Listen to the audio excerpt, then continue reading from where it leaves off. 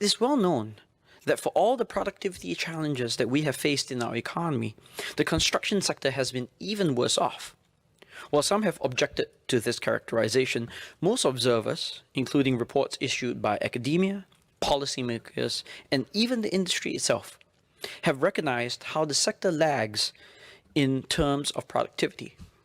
The justifications have been varied, from purported low skills of workers, especially related to the large transient foreign worker pool, to inadequate project planning, to inadequate mechanization. One common theme runs through these many explanations, and it is simply this. With steady access to a large pool of foreign construction workers, most paid at very low wages, it is unsurprising that firms rationally choose to substitute capital for labor and skilled workers with unskilled ones. This will go on as long as it is cheaper to bring in 2 or 3 low-cost workers to do the job of one higher skilled but undeniably more costly worker. While one may simply argue that this reflects marginal cost calculations on the part of construction firms, this practice is ultimately to the detriment of more than just productivity per se. The challenges, and there we say additional costs, of managing COVID-19 in the presence of a large, low-cost foreign worker workforce reveal that there are additional costs external to each firm that are not fully accounted for when we rely on this labor-intensive model.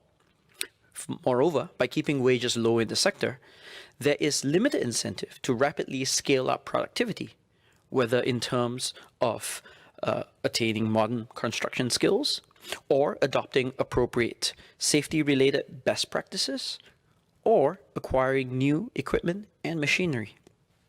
The result could be reduced quality of our constructed buildings, a factor not well captured by the dollars and cents reflected in project costing.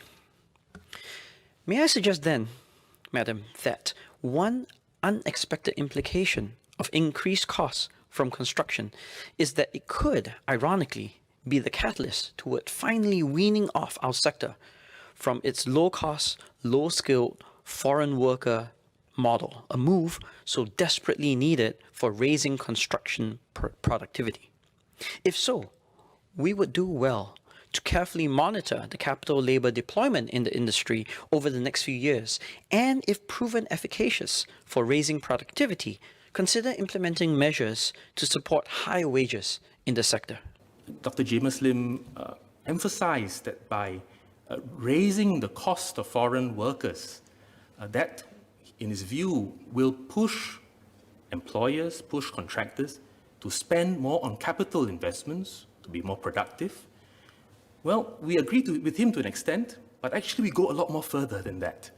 And if he looks at the industry transformation map for the construction sector, both 1.0 and 2.0, since 2017, where we brought developers, contractors, consultants, academics, unionists, all together to work on, it's not just the price or the availability of foreign manpower, but ensuring that we digitalize the whole sector, that we put in significant investments in technology, that we fund, grant, support, train our sector in order to design for manufacturing and assembly, i.e., bring into Singapore, into our construction sector, a whole new way of construction that is far more productive, that involves advanced precast, that can be done off-site.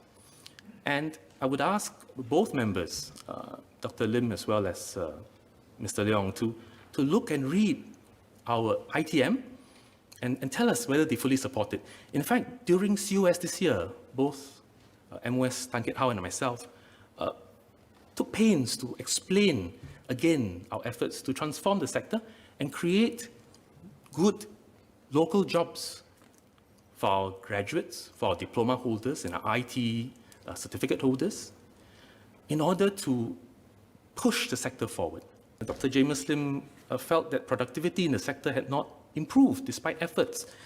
Now, as a result of the efforts over the many years, both regulatory efforts, for example, when we push up the buildability score, builders have to meet a certain buildability score before they're allowed to build.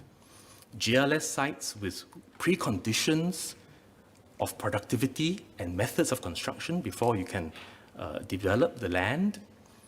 All these efforts, including the grants in the CPCF, Construction Productivity and Capability Fund, the new Growth and Transformation Scheme, our PIP scheme, all these are a suite of measures, regulatory, land sale related, skills upgrading, grants for individuals, grants for firms, now grant for the whole alliance of the value chain.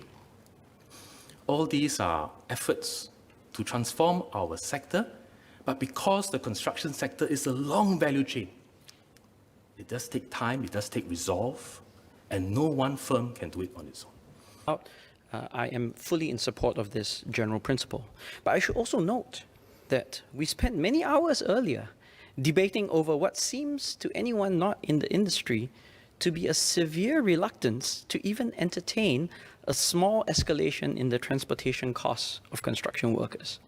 So my question then is whether the minister believes that the construction ITM has truly made headway in changing mindsets and behaviors, and if not, what is the timeline for which we can expect an actual change such that we will see increases in wages? I had said both at COS as well as just moments ago that we are looking at making significant changes to the foreign manpower strategy for the construction sector.